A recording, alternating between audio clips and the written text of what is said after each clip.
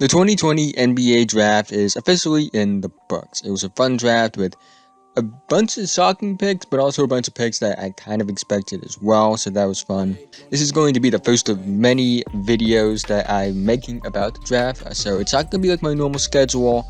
Expect new daily uploads for a little while as I get this draft content out. Once I get all it out, and then we'll go back to the normal schedule. But today's video is simply going to be me giving a grade and then giving my thoughts on each of the lottery picks. I will be making a video overall about winners and losers of this draft that will be coming out soon. But before we get into today's video, if you are a part of the 80% that watch my videos and happen to not be subscribed, or you just happen to be new, feel free to like, subscribe, hit notification bell, and be notified whenever I release a video. With this draft stuff going on, like I said earlier, we're going to get new daily uploads, but normally I upload every Monday, Wednesday, and Friday at 6 p.m. Eastern Standard Time. I'm trying to reach 1,000 subscribers by the end of the year, so doing all of those things would be a big help to me. But with that being said, let's get right into the video. The first overall pick was held by the Minnesota Timberwolves, and they would use that pick to select Anthony Edwards, the shooting guard out of Georgia. I'm going to give this pick a grade of an A, and the reason I'm not going to give it an A+ is the fact that he wasn't the best player on the board, but I do understand that it was probably the best fit for them. He was the only other guy I actually viewed as an acceptable option for Minnesota to take first overall. It was between him and LaMelo Ball. I would have taken LaMelo Ball. I thought he was by far the best player in this draft. But Anthony Edwards, in my opinion, was also by far the second best player in this draft with a 97 grade. The only player that had a higher grade than him was LaMelo. I think it's going to be a really good role for him. I think that he's not going to be in a situation like in Georgia where he was dealing with multiple help defenders and double teams and he was forced to take tougher shots. He's going to have D'Angelo Russell. He's going to have Karl-Anthony Towns that will relieve him of that pressure, and he will be taking easier shots. He won't be the main focus anymore, and I think that could help his efficiency out a lot. I do think he needs to improve on his shot selection still, but I do think that a lot of his inefficiency did have to do with the fact that he was forced into taking tougher shots as much as it was about his shot selection.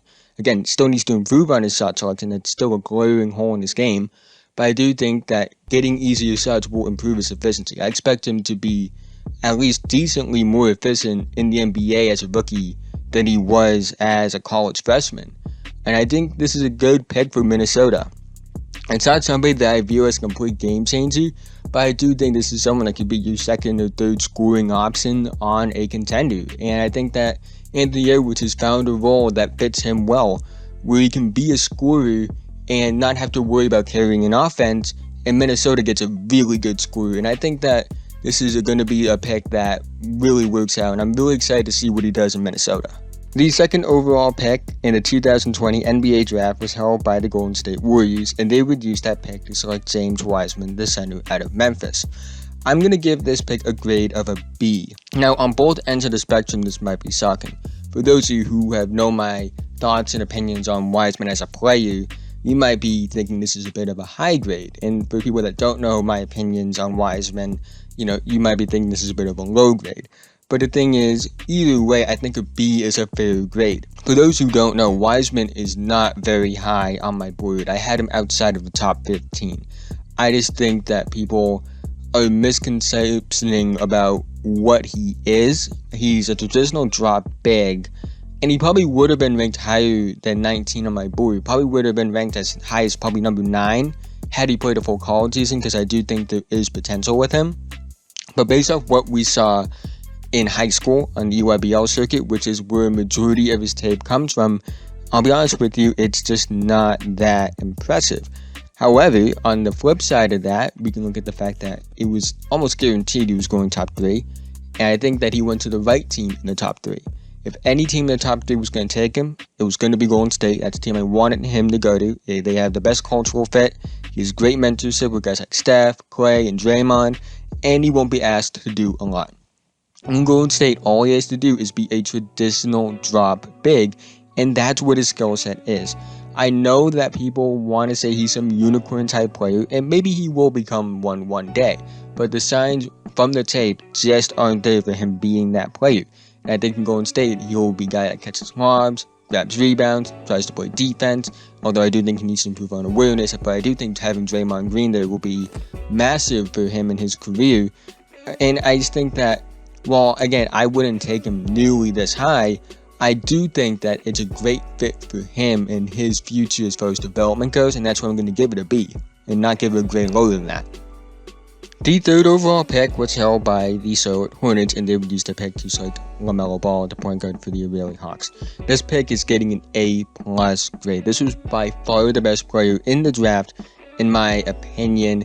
It finally gives the Hornets a form of direction with a potential cornerstone. LaMelo just has so many things about him that you cannot teach.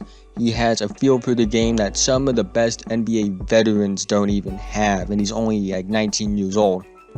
He has 6'7" size.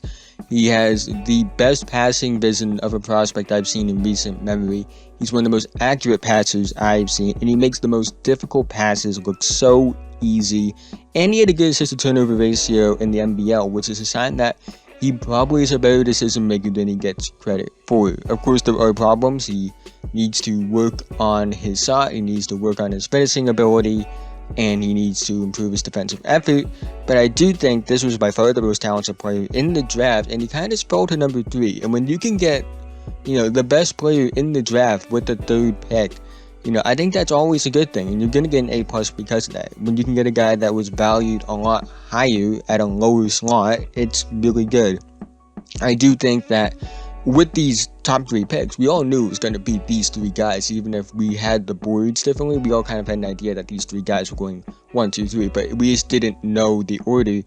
And LaMelo just happened to be the one that fell, even if I think he's a lot better than both of the guys that went ahead of him. But for Charlotte, this is finally something to be excited about. And in the past, they made picks that were very questionable. And I think that there are questions with this pick, but I do think that there are a lot more answers about what LaMelo can be than there are questions about what LaMelo can be. And that's why I like this pick a lot, and that's why it's getting an A+.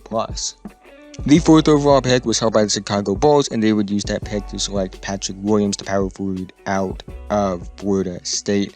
This pick is going to get a grade of an A- for me. It's not a bad pick like some people are trying to say it is, in my opinion, because I do think Patrick Williams is a very good player. He's a great wing defender, and you need guys like that. He has great size for a kid that's only like 18 or 19 years old. He can do some cool stuff on the perimeter as well. But I do think that it was a bit earlier than I expected him to go, and that's why it's an A- for me. I thought he's somebody that I don't think he would have fallen past 7, because I think Detroit would have taken him.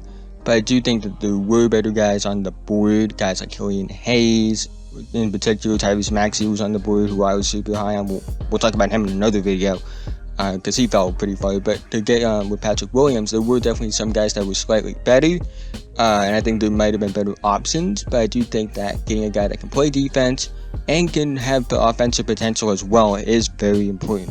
Don't let the fact that he came off the bench for Florida State fool you. Don't let the fact that he only averaged like 9 points and 4 rebounds fool you. He's a very good player, and when you watch the tape, he is what you look for in a guy that's a two-way wing in the modern NBA. And I think that he's going to be really good.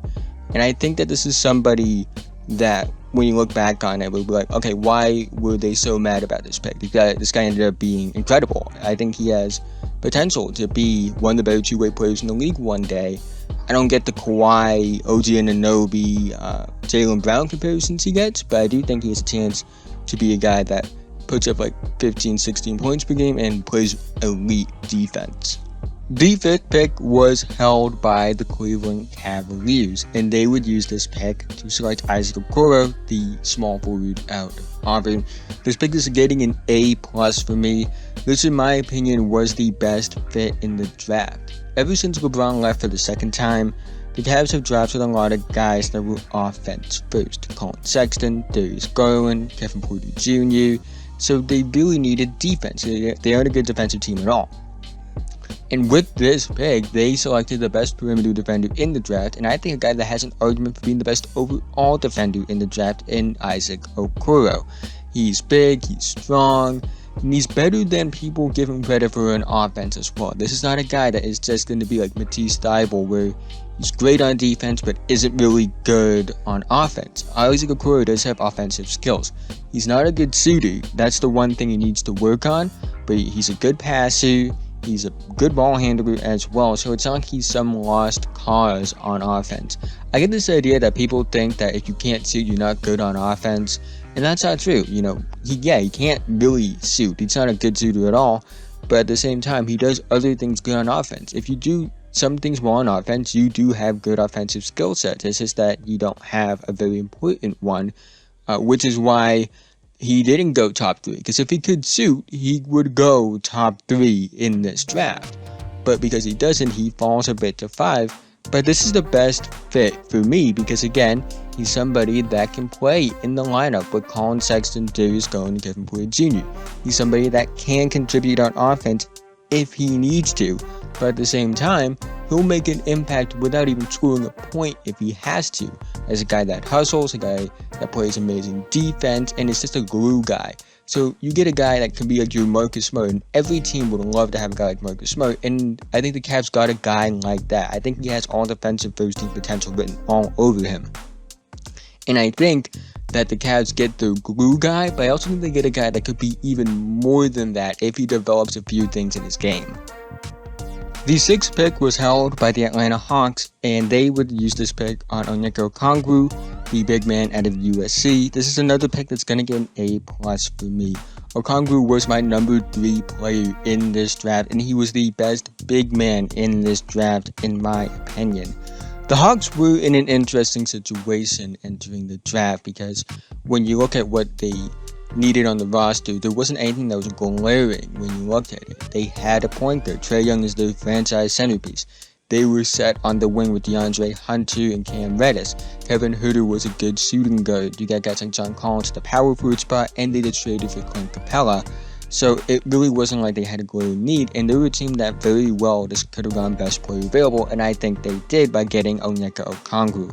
Okongwu is just what you look for in the modern day big man that isn't an offensive juggernaut. He's somebody that can be a switchable defender. I wouldn't say he's on Bam Adebayo's level yet, but he has all the tools to become a Bam Adebayo level defender. He moves well laterally, he's a good shot blocker, he can get steals, but I think the thing I like about him the most is his motor. You can have all the tools to be a great defender, but if you don't have the motor, you're not. And he has the motor. He more than has the motor, trust me. I think this is a great pick for them. I think this means they can move on from Clint Capella, because Clint Capella really is more of a traditional drop big, where Okongwu fits more of what you look for in a modern day big man as a switchable defender. And I think that for the Atlanta Hawks, this will help improve their defense matchmaking. I think Okongwu will be a guy that you can have him improve your entire team's defense just by being on the court. That's how good defensively I think he can be one day. And again, there are concerns though. He isn't much on offense. He's limited to this like lobs, dump offs, and rim runs.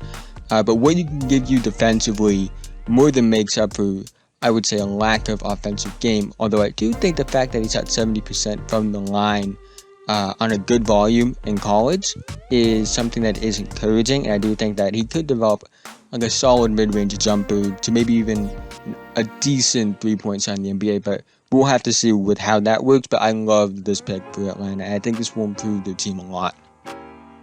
The 7th pick in the NBA draft was held by the Detroit Pistons, and they would use that pick to select Killian Hayes, the point guard from France.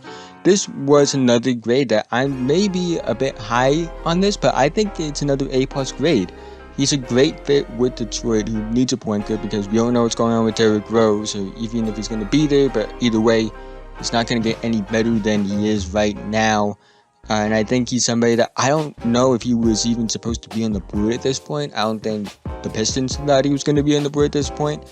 I thought that he was going to go forward to Chicago, or I thought team might trade up for him. I thought, there's a chance he goes 6 to Atlanta as well. I didn't think he was going to make it to 7, to say the least. But he can learn a lot from a guy like Derrick Rose if he stays. If he leaves, it's okay. But he's also somebody that can start right away, because I know they did get rid of Luke Kennard in a trade. I don't like that a lot. I like Luke Kennard. I think they should have kept him. But he's someone that can play alongside Derrick Rose if you keep him, because of the fact that he can play both guard spots. He's 6'5", like 200 pounds. He's somebody that will need to improve as a shooter. I think that's something that will improve as time goes on. But he's somebody that I like a lot because of the fact that he can play the role of a scorer if you need him to. He's somebody that can play the role of a facilitator if you need him to. I think he does need to add strength to his frame because of the fact that he doesn't really have a right. He only goes left. And I think in the NBA, you're going to have to improve your ability to drive right. And I think adding strength to your frame will be something that will improve that a lot. But this is a really good pick. This is somebody like Okongwu that I thought could have gone a lot higher than number 7, and Okongwu is 6, but with Killian at 7. And I really like this pick a lot. I think that Detroit, they got their point guard of the future. He's not a centerpiece kind of player by any means, but he definitely could be a guy that ends up being the second or third best player on your team when they reach their goal of potentially being a contender one day. The 8th overall pick was held by the New York Knicks, and they would use that pick to select Obi Toppin, the power forward out of Dayton. I'm going to give this pick a C-. This is definitely a C- pick. I didn't like it at all, honestly. I'm not too high on Obi as a player. I knew he was going to go high.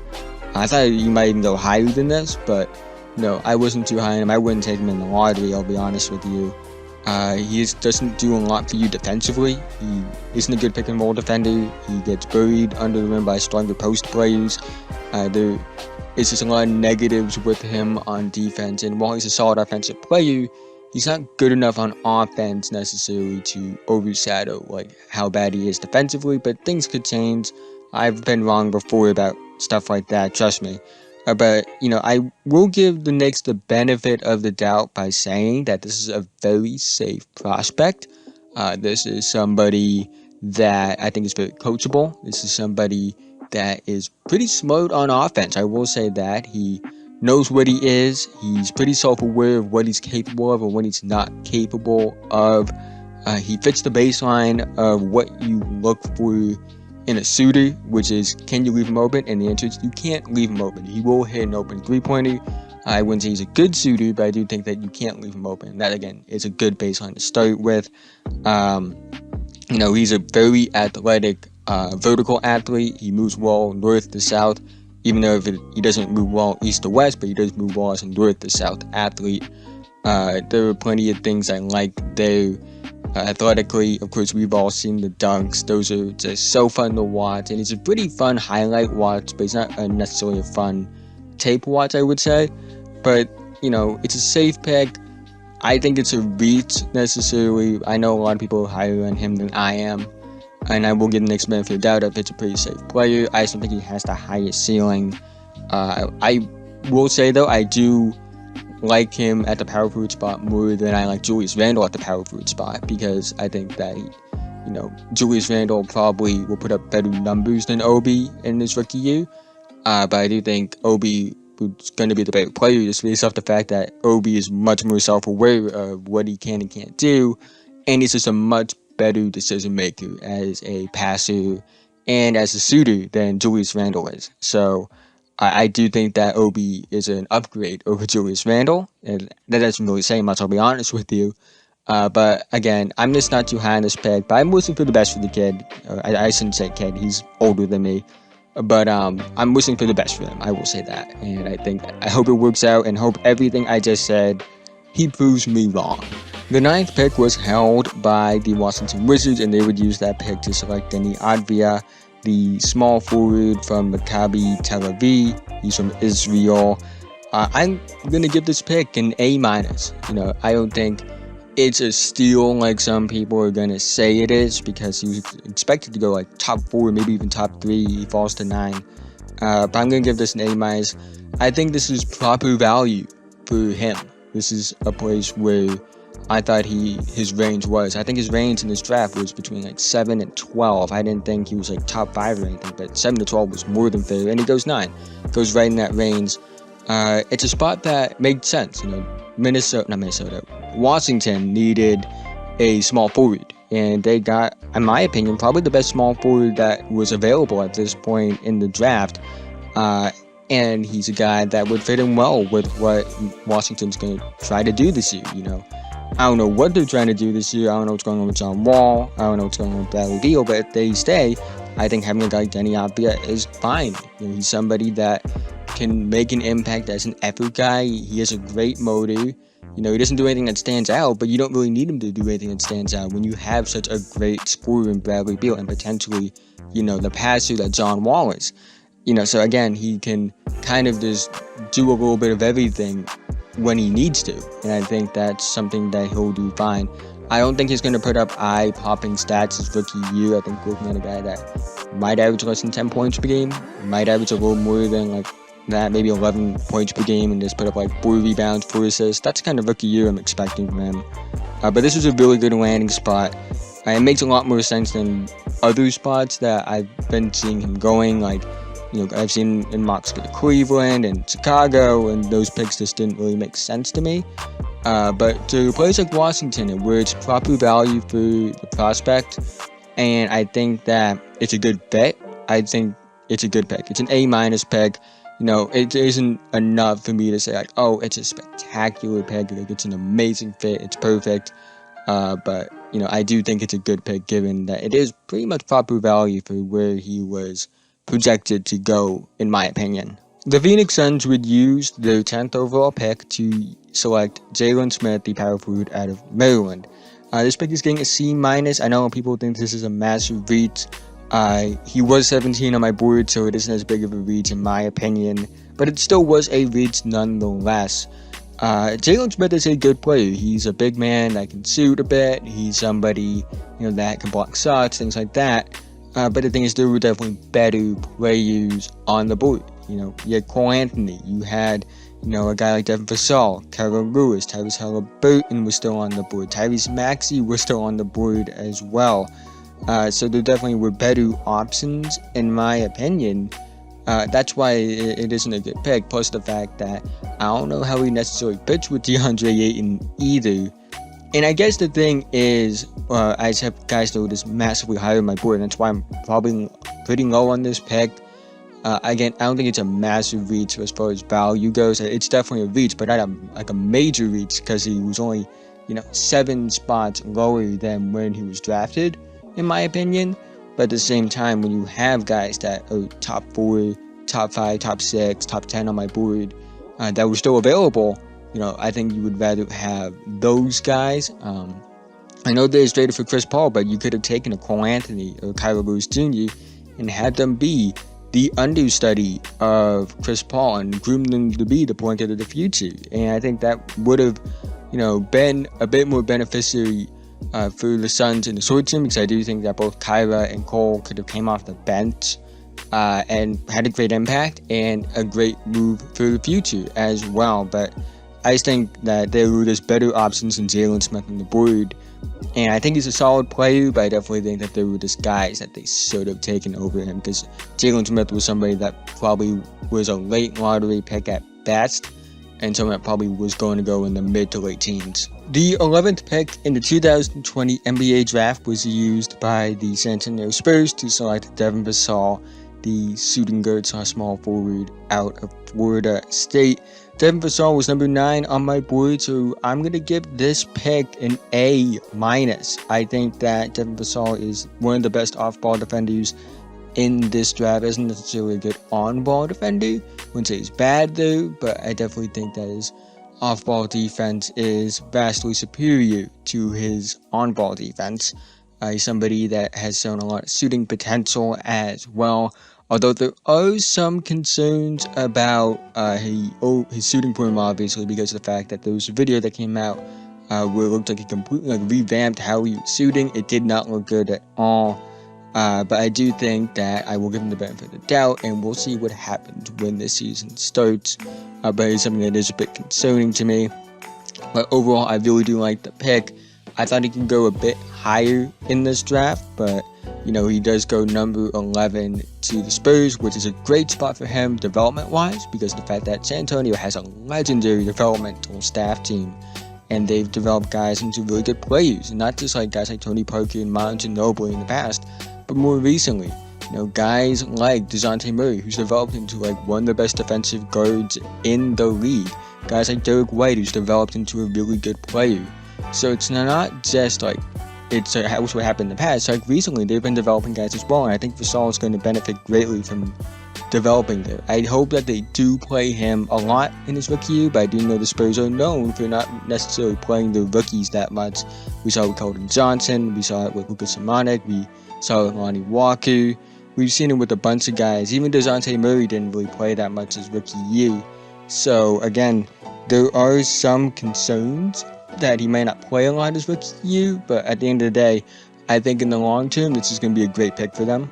The 12th overall pick was held by the Sacramento Kings, and they would use this pick to select Tyrese Haliburton, the point guard out of Iowa State. I'm going to give this pick an A. I'm not going to give it an A+, because some people think this is a massive steal.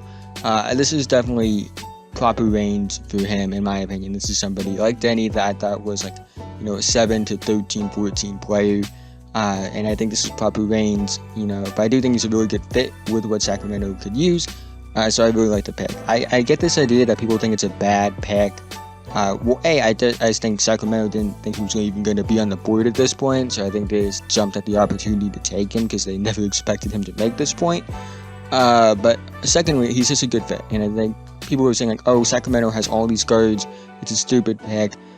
Really, the best players available at this point in the draft were all guards. There really wasn't like a wing or anything like that that was really worth this pick. And I think Haliburton was worth the pick. There were better players on the board, but, Haliburton, I think fits best next to De'Aaron Fox. And you might be saying, oh, they're both ball dominant. It's not really like that at all. Haliburton is somebody that I believe would benefit from playing more off ball than on ball, because I'll be honest with you, his handle is not good. He doesn't create a lot of separation. So when you think about it that way, he's somebody that could be, an off-ball guy that is a really good passer. And I think next to De'Aaron Fox, you could use a guy like that. He's somebody that's a really good shooter. Form is unorthodox, but he is a good shooter.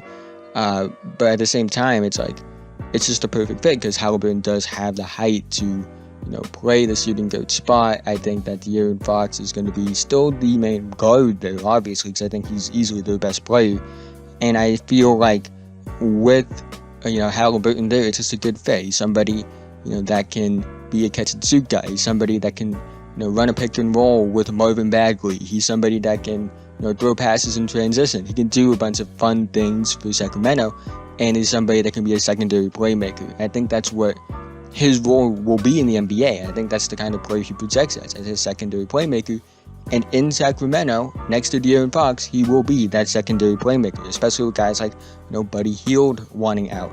Bojan Bogdanovic is probably gone. So really, they could have used another guard with those two guys leaving, and I think they got a really good one. The 13th overall pick in this draft was held by the New Orleans Pelicans, and they would use this pick to select Kira Lewis Jr., the point guard out of Alabama. This pick is going to get an A for me. I wanted to give this pick an A+ because I love Kira Lewis so much.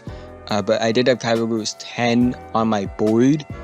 So this was proper value. It wasn't like he was a massive steal. I thought he should have gone higher than 13. But again, this is definitely proper range because he was 10 and he could have definitely fallen in 3 picks. It's not that big of a drop. But I really like his fit with the New Orleans Pelicans, especially since they traded Jrue Holiday. He's somebody that I think you can play him alongside Lonzo Ball because of the fact that I think on offense, Lonzo will play the role of the point guard, while Kira Lewis can play the role of a shooting guard. He's a decent off-ball player. He's somebody that's a decent shooter that can improve over time. And he's also somebody that, if you need him to, can be the point guard. And is somebody that can be a secondary playmaker and a secondary initiator for New Orleans. And on defense, Lonzo has the skills to guard the 2-guard, while Kira can guard the point guard as his body grows and develops. So it's kind of an interesting dynamic, when you have a guy on offense where Lonzo's the point guard and Kira is the 2-guard, and then on defense where Lonzo really is guarding the 2-guard and Kyra's guarding the point guard. I think that's really how it's going to work.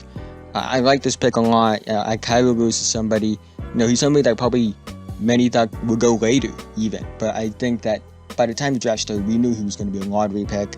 I think a few years down the line, we could be looking at this pick as a steal. And I'm not saying he's Drew Holiday, because Drew Holiday is a different type of player, because I think Drew Holiday is a much better defender than Kyra Lewis ever will be. But I think that this is your Drew Holiday replacement, at least on offense, and maybe I could be wrong about the defense thing, and he ends up being an elite defender.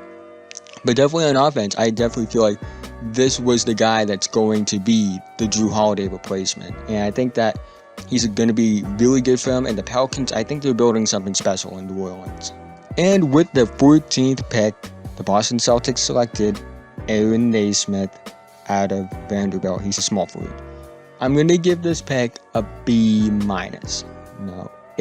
going to talk about the bad first, and I'm going to talk about the good. Why I didn't like this pick was, first of all, there were better players on the board in my opinion. Tyrese Maxey was my number 4 player in this draft. He was still on the board. He would have been a great guy to come off the bench and contribute as a scorer. You got Cole Anthony, who you could have groomed as the point guard of the future. He was my number 6 prospect in this draft. So there just were better options, and I think that this was a pick that you could have said, we can look for guys to develop for the future with this pick. And I think that they kind of went for someone that might be able to contribute right away. And I understand that because you are a contender with Jason Tatum, Jaylen Brown, Kemba Walker. But at the same time, you could have taken the swing on a guy and, developed him for the long term as well. I think that was a viable option with this pick. But to talk about the good, I do think Aaron Nesmith is a player that can end up contributing right away. He's somebody that I view as a guy that can hit some three-pointers, play good defense, and that's really what you need coming off the bench as a contender. I think that you could play him in certain lineups with the Stars. I think he's somebody that has a chance to be a player that you play in the final minutes of a game, in like a death lineup situation. I think that he's that kind of player. Again, it's not like he's a bad pick either. He was my number 14 prospect in this draft, and we took him at pick 14. So again, not like it's bad value. It's just that I felt like there were better players on the board, and we could have taken a much better prospect that happened to fall. This is nothing against Aaron Nesmith. I'm hoping for the best of him. But at the same time, I just felt like there were better ways to use this pick, and we didn't use those picks that way. I do want to say this. Every single one of these picks that I've been talking about for about 34 to 35 minutes now, I could be very wrong about them. I could be 100% wrong about every single one of them. I'm sure I'm going to be wrong about a few of these at least like 3 or 4. Because, there's some things that just happen that are out of my control, and maybe they have things that I didn't see on the tape. I'm still learning. I'm still trying to figure out how to handle all this draft stuff. This is my first year of doing it, so there definitely are going to be some mistakes. And the second thing I do want to say is, I know I said some negative things about these guys in the video, but I'll make it again very clear. I want them all to prove me wrong. It really would be awesome if they did. I'd rather be wrong about someone's negatives than be right about someone's negatives. I'll be completely honest with you. I don't find any joy in being right about a prospect being bad. I truly believe you're a horrible person if you find joy in the fact that you were right about somebody not being able to reach their dreams. It's just something that I view as horrible. I want to see these guys reach their dreams. I don't want to see them fail. And I know some end up failing, and it's sad to see them because they work so hard, and you just don't want to see that anything go wrong for them, but that's just how life works. But I'm rooting for these guys. I'm rooting for all of them. I truly am rooting for you, and I just feel like I need to get that out there, because I know when you're talking about prospects and you want to give an honest evaluation, you're not going to sound positive all the time. But I want to let you know, even if I'm not positive all the time, I am rooting for them. I have nothing against these guys as people. I don't even really know them as people, if at all. Actually, I don't know them at all, because I don't know any of them, because I'm just a kid with a YouTube channel. But at the same time, and this is something I want to say for anyone who wants to start doing draft stuff is, the one thing you gotta do, always root for them. Don't root against anyone, okay? That's the best way I can put it. Don't root against these prospects to fail just because you want to be right, things like that. But that is the end of this video. That was a little rant I went on at the end because I want to make it known that I don't hate any of these guys and I have nothing against them and I want them all to succeed. But if you haven't already, like, subscribe, do all those things. Help me reach 1,000 subscribers. And be in tune for the next video. This is a really long video.